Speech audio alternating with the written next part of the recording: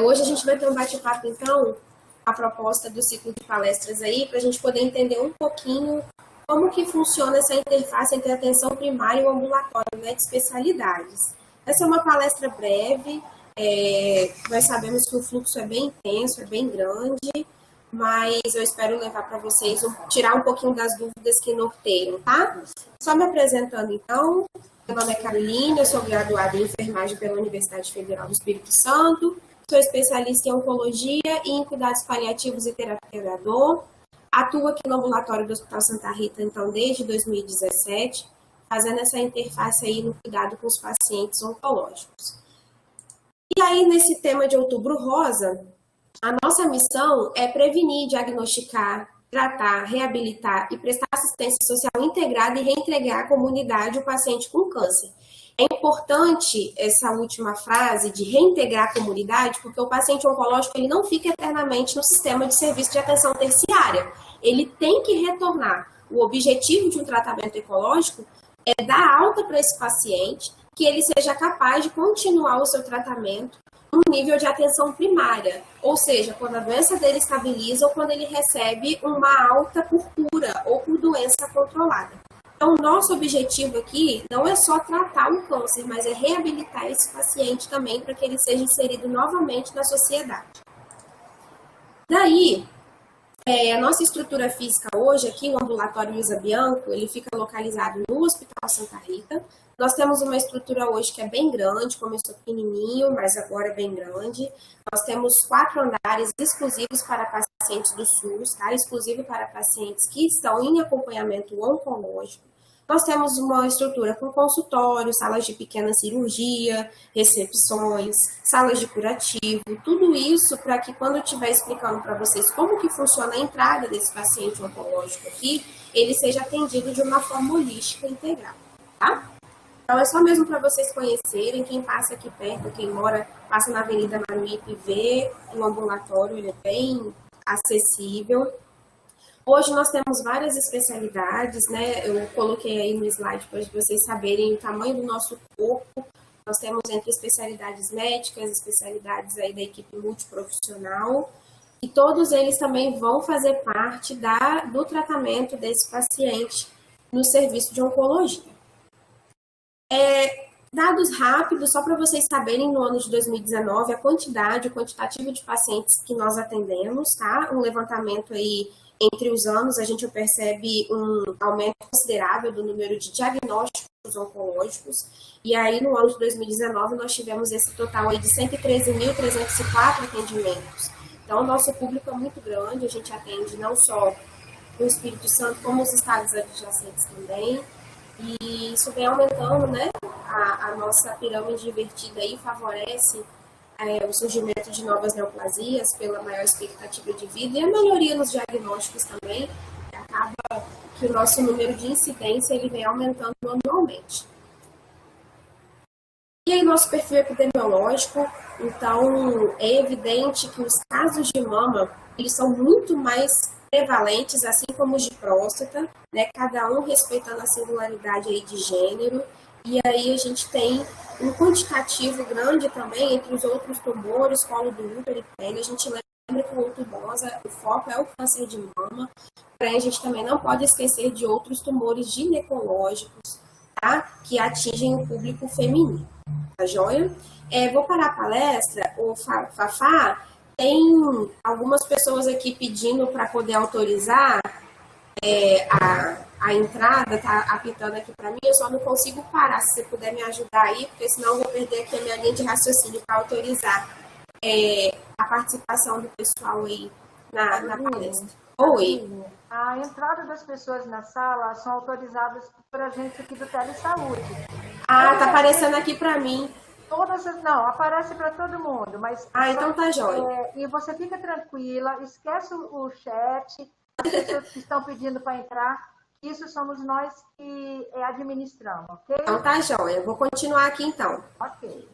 Então, pessoal, aqui o carro-chefe é mama e próstata, nós é o nosso maior quantitativo de sessões de quimioterapia também, não ficando atrás do colo do útero e pele. E aí a gente fala de pele, a gente também abre um leque de melanoma e não melanoma. Continuando aqui nossa apresentação, quando a gente fala de ambulatório de oncologia, é fundamental a gente saber triar esse paciente. Todos os pacientes que vêm encaminhados da atenção primária para a gente, eles podem ter dois perfis, de ser pacientes oncológicos e não oncológicos. Quando o paciente ele é não oncológico, nós contra-referenciamos ele para a rede novamente, para o centro de especialidades, encaminhar ele para a especialidade que ele precisa fazer o acompanhamento. Mas, mesmo com esses encaminhamentos para a gente poder fazer uma triagem, uma avaliação inicial, os casos não oncológicos, eles são bem pequenos se a gente considerar o número total de pacientes oncológicos aí. E aí, como que funciona, então, um ambulatório de oncologia? Esse paciente, ele sai da unidade da atenção primária com um exame suspeito, uma avaliação que é feita pelo médico, de uma suspeita de uma doença oncológica, de uma neoplasia. Esse paciente, para ele poder chegar aqui no ambulatório, ele precisa de ter um encaminhamento, né, da atenção primária ou de qualquer nível de atenção que ele tenha tido, que foi diagnosticado um possível tumor. Então, falando de outubro rosa de câncer de mama, nós vamos pegar aqui os exames de alterações de imagem mais prováveis que sejam uma doença neoplásica, que são as mamografias ou os ultrassons, que complementam, na maioria dos casos. E aí os pacientes, eles apresentam uma classificação radiológica de BIRADS 4. E aí esse paciente, ele vem para cá com encaminhamento da atenção primária ou regulado via central de regulação de vagas. Esse paciente, ele chega aqui, ele vai passar primeiro pela triagem de clientes, né, que a gente chama de primeira vez.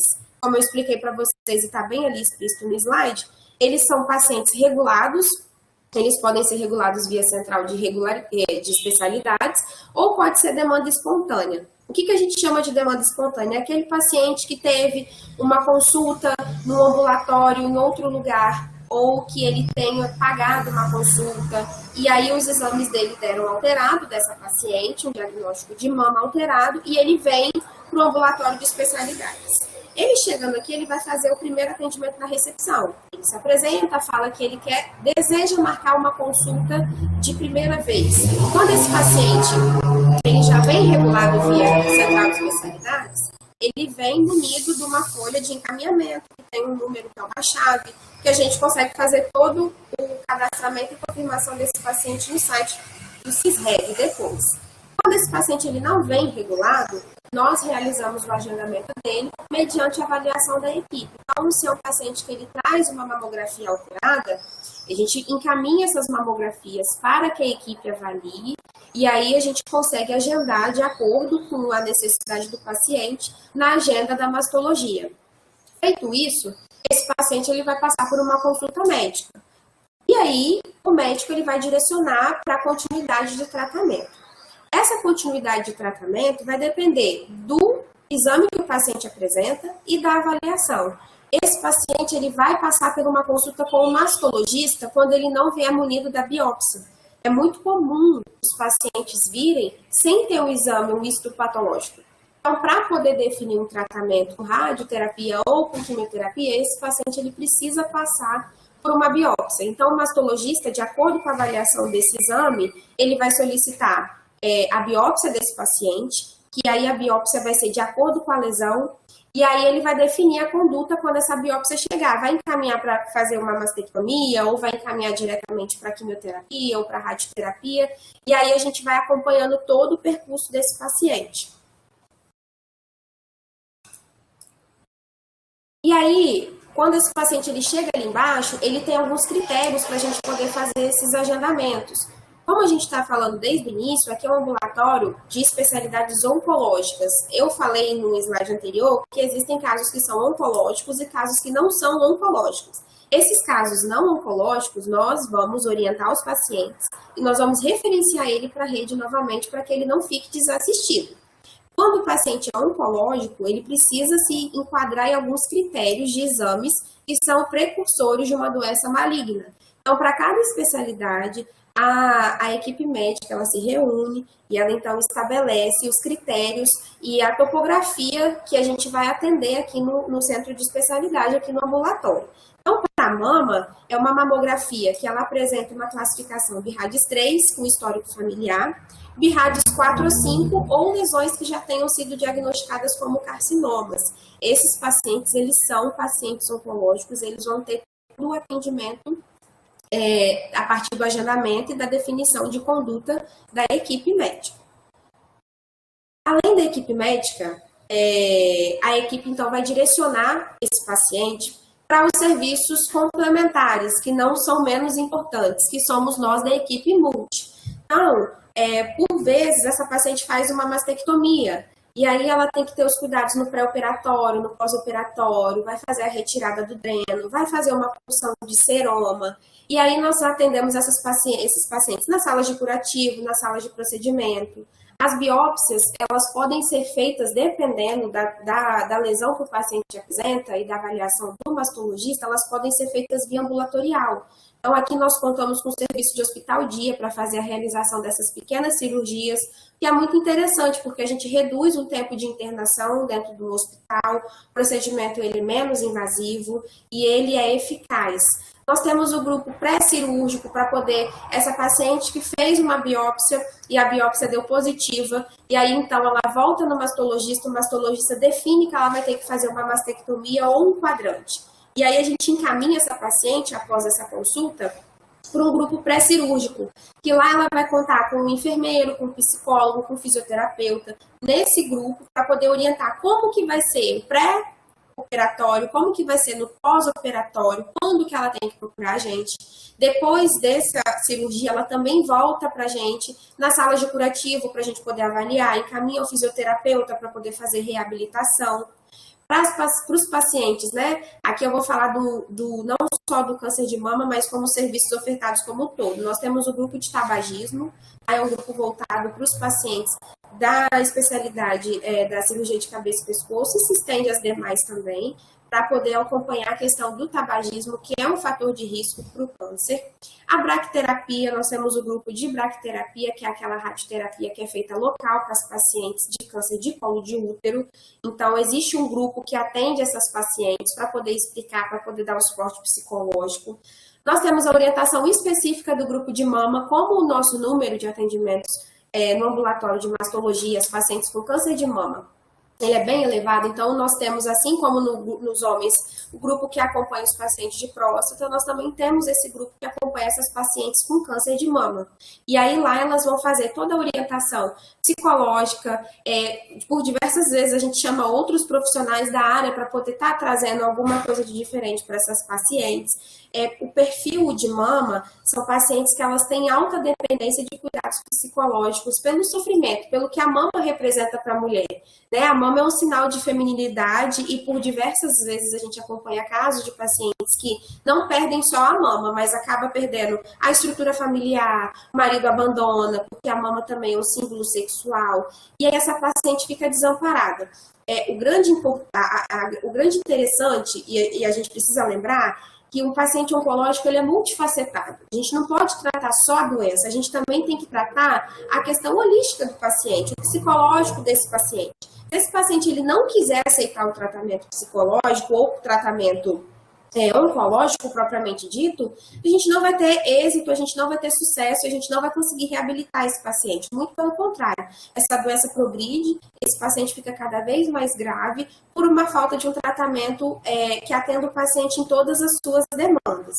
Nós temos o PREMA, que é esse programa de reabilitação de mulheres mastectomizadas, e aí o fisioterapeuta e o psicólogo e o enfermeiro e o assistente social, eles também atuam. Esses grupos, eles acontecem 2 a 3 vezes na semana, de acordo com a demanda. Então, quem está fazendo a gestão desses grupos hoje é o setor da psicologia, a fisioterapia, então eles organizam a agenda, combinam com os pacientes, respeitando as normas agora, né, do Covid, e os pacientes, eles têm tido uma boa adesão. O grupo de prótese mamária, as pacientes que fazem a mastectomia total, elas têm direito a receber uma prótese mamária externa, e aí elas fazem um grupo para poder orientar quanto ao uso, para poder identificar qual que é o tamanho, qual que é o perfil da prótese da paciente. O grupo da urologia, que é voltado para os homens, pela questão do câncer de próstata, incontinência urinária, E é também, assim como as mulheres, né, precisam desse amparo psicológico na questão da mama, a próstata para o homem também é muito importante. O grupo de luto, que é um grupo recente, a gente sabe que o luto tem as fases, tem a fase do pré-luto, tem a fase do luto e a fase do pós-luto. Então, esse grupo de luto, ele visa amparar, acolher a família desse paciente que foi a óbito, né, essa família enlutada, para dar uma melhor qualidade de vida para eles, né? Como que vai ser daqui para frente, até mesmo para poder fazer um desvínculo da instituição, porque às vezes o paciente ele fica tanto tempo tratando aqui e é difícil entender que esse paciente infelizmente veio a falecer por decorrência da doença e a família fica um pouco desamparada. Então esse grupo de luto ele é feito pela psicologia para a gente poder acompanhar, ressignificar a vida na ausência desse ente querido, e a educação em saúde, que a gente abrange tanto os acompanhantes nas recepções, quanto os pacientes, nas salas de espera, nos grupos, nos atendimentos individuais, multidisciplinares, para poder a gente sempre não estar só fazendo tratamento, mas estar abordando a questão da promoção e prevenção à saúde. Então, hoje, o foco da nossa assistência é o cliente, é o paciente. E para isso a gente precisa de uma super equipe para a gente poder atender a toda a demanda.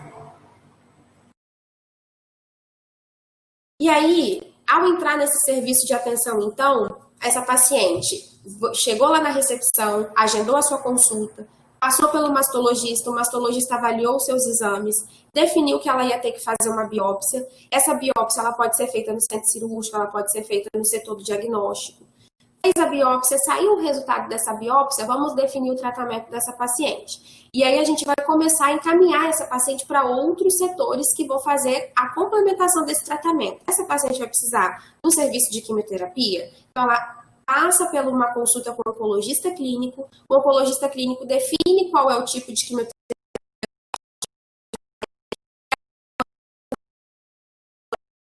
e iniciar a sua sessão de quimioterapia.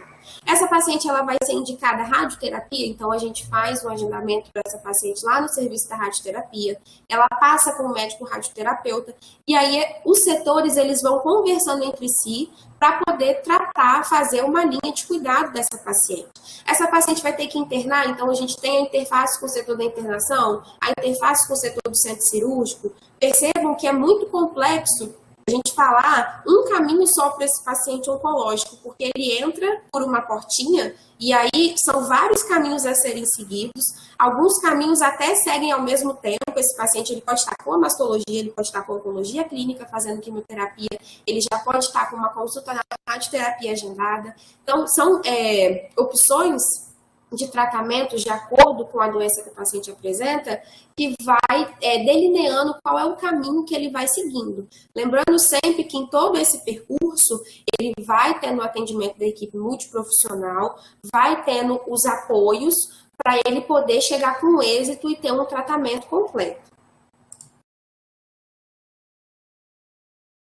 E aí, da assistência social, a gente falou muito, né, da questão do psicólogo, do fisioterapeuta, do enfermeiro, do médico. O serviço social, ele também atua de forma marcante. A AFEC, o Hospital Santa Rita de Cássia, ele disponibiliza, de acordo com a análise socioeconômica desse paciente e família, né, que a gente olha tudo, alguns critérios. Por exemplo, o paciente ele precisa de fralda, o tratamento dele tem como consequência uma incontinência urinária, ele desenvolveu, ele tem direito a pegar a fralda, é feita uma análise pelo serviço social, eles fazem um levantamento do quantitativo que vai ser distribuído, de acordo com a necessidade, auxílios como material de curativo, esse paciente ele oral, ou é um outro tipo de tumor que existe uma lesão, um material de curativo, até que o paciente consiga, as dietas, que o paciente consiga via centro de especialidades, a gente consegue ofertar uma quantidade. Aqui também a questão de albergue, o paciente que mora no interior, a gente consegue, com antecedência, ver a disponibilidade de albergue. Às vezes esse paciente ele tem que fazer quimioterapia e radioterapia concomitante, ou seja, no mesmo dia, todos os dias da semana ele precisa fazer uma concomitância de tratamento. É inviável ele ficar indo e voltando pela distância. Então, é analisado um albergue para o paciente e o serviço social é um braço direito nesse tratamento para poder, então, a gente conseguir fazer com que esse paciente ele siga todo o protocolo que tem que ser seguido. E essa análise pelo serviço social, da necessidade dos benefícios que esse paciente precisa, ela é feita constantemente. Então, pode chegar uma hora que esse paciente ele venha a não ter algum benefício, porque ele já atingiu uma meta do tratamento dele. Mas isso tudo é acompanhado pelo serviço social para que o paciente não fique prejudicado. Eu coloquei esse indicador aqui para vocês terem uma ideia de como que a gente avalia os pacientes que são encaminhados via central de regulação. Aquele paciente que a unidade de saúde, ele solicita o agendamento e esse paciente, ele recebe esse agendamento, ele vem para cá. Algumas vezes, esses pacientes, eles podem vir por algum motivo com algum erro de agendamento.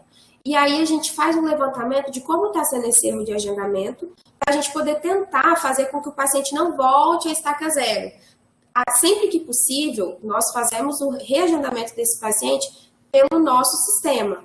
Só que é importante a gente lembrar que todo erro de agendamento, tanto institucional quanto esses pacientes que eles vêm com agendamento de forma equivocada, gera um atraso no tratamento do paciente.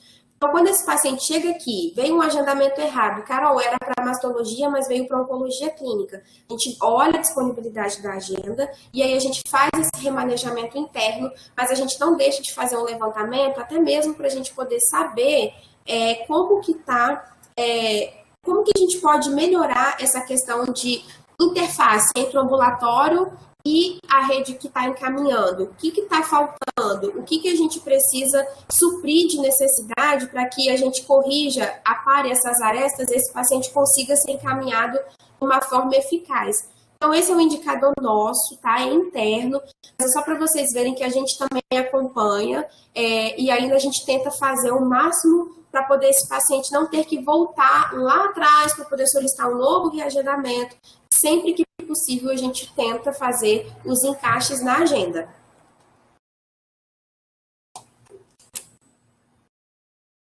Os principais erros de agendamento, então, às vezes, o paciente ele já está em tratamento em outra instituição. E aí, quando esse paciente está em tratamento em outra instituição, ele tem direito a ser paciente do Hospital Santa Rita, mas para isso ele precisa saber o que está o tratamento desse paciente. Esse paciente, ele já fez, qual é o tipo de tratamento que ele fez? E para ele vir transferido, a gente precisa dar continuidade de onde esse paciente parou. Então, é importante quando os pacientes, eles, por exemplo, vêm de outros estados, eles vêm morar aqui no estado, que ele traga um laudo, ele traga os exames mais recentes para que a gente possa saber como que esse paciente foi tratado, como que esse paciente está atualmente, e aí a gente vai ter uma base para poder fazer a definição do tratamento desse paciente aqui na instituição. Os pacientes que não têm exame de confirmação diagnóstica, e aí eu coloquei um asterisco, que alguns critérios eles são instituídos via contratualização. Então, por exemplo, os pacientes da oncohemato, eles precisam ter diagnósticos confirmados de doença hematológica para eles poderem adentrar o serviço. E aí, se esse paciente vem sem esse diagnóstico, ele tem que voltar à rede para ele poder tentar fazer esse diagnóstico, por um critério chamado de contratualização. Às vezes, o paciente ele vem encaminhado pela especialidade incorreta. Quando esse paciente ele vem pela especialidade incorreta, a gente consegue tentar ajustar aqui dentro da especialidade, sempre avaliando a disponibilidade de vaga. E os usuários que eles já são pacientes da instituição. Às vezes o paciente ele dá a entrada aqui pela porta, aí ele vai dar a entrada pela unidade de saúde, e aí conflita a questão de cadastro, e aí quando a gente vai ver esse paciente, ele já tem um prontuário ativo aqui. Menos mal, a gente consegue resgatar esse prontuário. E aí a gente consegue inserir esse paciente na agenda, consegue resgatar e ele continuar fazendo o tratamento dele com um médico que já o acompanhava. Nos casos em que a gente precisa fazer a contra-referência, a gente vai reorientar esse paciente a procurar a unidade de origem. Quando o paciente ele passa pela consulta médica, o médico ele entrega ao paciente um laudo explicando que o paciente ele está tendo alta ambulatorial, o que foi feito, o que esse paciente precisa ter segmento na rede de atenção básica, e aí qualquer eventualidade que esse paciente apresentar, é orientado ao paciente que ele retorne ao hospital com os novos exames ou com o laudo do médico lá da atenção primária que estava fazendo esse acompanhamento, para que a gente possa avaliar, é uma recidiva, é uma nova doença, a gente precisa reabrir o prontuário desse paciente. É importante falar isso, porque às vezes os pacientes acham o seguinte: eu tive alta da instituição, eu não vou fazer mais tratamento lá. Às vezes eles precisam voltar. O que é importante a gente lembrar é que todo tratamento oncológico ele tem um início, ele tem um meio, tem um fim. Quando chega no fim do término do tratamento, esse paciente ele retorna à origem, ele sai orientado o que são sinais e sintomas de que ele pode ter uma possível doença em atividade retornando. Caso ele apresente qualquer sinal ou sintoma, ele precisa retornar à instituição para que a gente faça, então, a reabertura desse prontuário, analise os exames junto à equipe médica para poder falar se, de fato, ele está com uma nova doença oncológica ou se a doença fez uma recidiva, ou então não é nada relacionado ao tratamento oncológico. Mas eles saem daqui orientados, eles saem daqui com um guia para retornar para a unidade de origem, com todas as orientações pertinentes. E aqui nos slides finais, eu só quis deixar para vocês uma estimativa de casos pelo INCA, essa estimativa de 2020, só para vocês terem a ciência de que os casos vão aumentar. Como a gente sabe, a pirâmide, nós estamos vivendo mais, a nossa pirâmide populacional está invertida, hoje nós temos mais idosos, mais população adulta do que população jovem, e isso corrobora também com o surgimento de novos casos de câncer. O sedentarismo, a má alimentação, o tabagismo, o fator genético é importante a gente lembrar, e aí a gente só precisa ficar atento nos encaminhamentos para poder tentar fazer um rastreio mais precoce possível. Então, esses slides são ilustrativos, eles estão todos no INCA, para vocês verem que para 2020, 29%, né, a mais assim a estatística mostra que esses casos de câncer de mama e o de próstata ali em primeiro lugar nos homens, para que a gente tenha um olhar mais voltado para essas pacientes, que elas são com bastante comorbidades, então às vezes a gente negligencia, então às vezes vai para um hiperdia numa unidade de saúde, mas é importante perguntar em relação aos exames preventivos, a consulta ginecológica, se a paciente realiza o autoexame, orientar a paciente a fazer o autoexame, e a atenção primária é nossa parceira. Se o diagnóstico for feito mais precoce, se o encaminhamento for feito mais precoce a gente inicia o tratamento oncológico, e aí esse paciente ele tem uma sobrevida muito melhor, com mais qualidade de vida. E aí aqui eu coloco alguns dados da Grande Vitória, então vocês conseguem acompanhar aí comigo, né? Que aqui na Grande Vitória a estimativa do número de casos por cidade, né? A gente sabe que esse número é bem maior, é só um dado estatístico, mas aqui no Hospital Santa Rita a gente tem o registro hospitalar de câncer, que a gente faz os levantamentos anuais, então ano que vem vai sair a estimativa 2020, a gente vai saber que mesmo com a pandemia os casos não diminuíram, muito pelo contrário, com a pandemia os casos continuaram chegando para a gente, com todas as limitações a gente continuou prestando assistência ao paciente, uma assistência de qualidade, e não vai chegar só mama, não vai chegar só próstata, todos os outros tipos de tumor, eles continuam chegando para nós, e é importante que a gente dê logo uma entrada para que o tratamento desse paciente seja mais eficaz. E aí aqui é só para vocês terem uma ideia da quantidade de casos. É interessante, não é o foco da apresentação, mas eu coloquei, e quem tiver curiosidade de olhar depois no site do INCA, anualmente como as estatísticas vêm aumentando. O advento das novas tecnologias, elas têm melhorado o diagnóstico e isso aumenta, com certeza, o número de notificações. Mas não quer dizer que a população não tenha adoecido mais. E muito mais jovens, né? A gente pensa que câncer é uma doença só de velho, mas não é. Câncer de mama também acomete mulheres jovens. E aí a gente precisa fazer a orientação de se tocar, de fazer o autoexame no tempo certo, fora do período menstrual, se identificou algum nódulo, procurar o serviço. Pacientes que fazem acompanhamento da atenção primária, que tem histórico de câncer de mama, primeiro grau na família, também ficarem atentos. É muito comum aqui na instituição nós pegarmos uma paciente que a mãe estava fazendo acompanhamento e aí a filha depois descobriu também que estava com câncer de mama e a gente faz um acompanhamento simultâneo das duas pela questão do fator genético, né? Então, é importante orientar tanto a paciente quanto familiares dela para ela poder ser uma multiplicadora de informações e aí a gente conseguir fazer uma atenção mais efetiva, né? E aí aqui, só o câncer de mama no Brasil, né? Um dado panorâmico aí pra gente, falando sobre a questão também da genética, né? Os genes mutantes aí. É só mesmo um dado de curiosidade para vocês, isso é algo bem específico, eu sei que é bem difícil, alguns termos na oncologia, assim, é bastante coisa, mas é importante a gente frisar que aquela paciente que chega lá na atenção primária, provavelmente ela vai ter uma filha, ela vai ter uma sobrinha, e nós, enquanto profissionais de saúde, nós somos multiplicadores de conhecimento. Então, todas as ações de promoção e prevenção que a gente pode fazer, tanto na atenção primária, tanto na alta complexidade, aqui do lado de cá, a gente tem que fazer, porque a comunidade ao redor daquele paciente, ela também tem que entender que ela está passível a adoecer e que a melhor forma da gente fazer um tratamento eficaz é na base da prevenção. Então, essa palestra de Outubro Rosa, ela visa não só a questão do câncer de mama, né, mas eu acredito que por meio dessa palestra vai ser esclarecedor para todos nós que, independente do tipo de câncer, se o paciente ele apresenta um exame suspeito ou se ele apresenta uma alteração, ele precisa procurar a atenção primária, ele pode procurar sim o ambulatório para poder estar orientando, porque nós aqui não só agendamos, a gente também orienta o paciente. Então, às vezes o paciente chega com um exame alterado e já acha que é uma doença oncológica e às vezes não é. E aí a gente acaba orientando esse paciente para onde ele tem que procurar, o que ele tem que fazer, acaba tranquilizando esse paciente. E esse paciente ele vai ser um multiplicador de informação na comunidade. Isso é muito importante porque fortalece a nossa rede. E aí a promoção e a prevenção é sempre o melhor caminho, né? É muito triste quando chega pra gente um paciente com diagnóstico, que a gente sabe que vai ter que sofrer todas as consequências do tratamento oncológico. Nós ficamos muito felizes quando esse paciente consegue êxito no tratamento.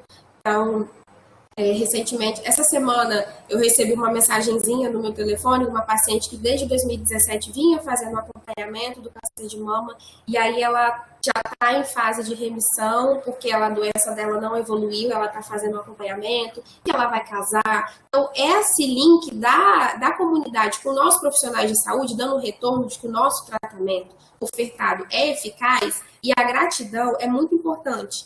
Então, nunca afastar a comunidade do serviço de saúde, muito pelo contrário, chegar à comunidade mais próxima da gente para a gente intervir a tempo. Eu espero que eu tenha esclarecido.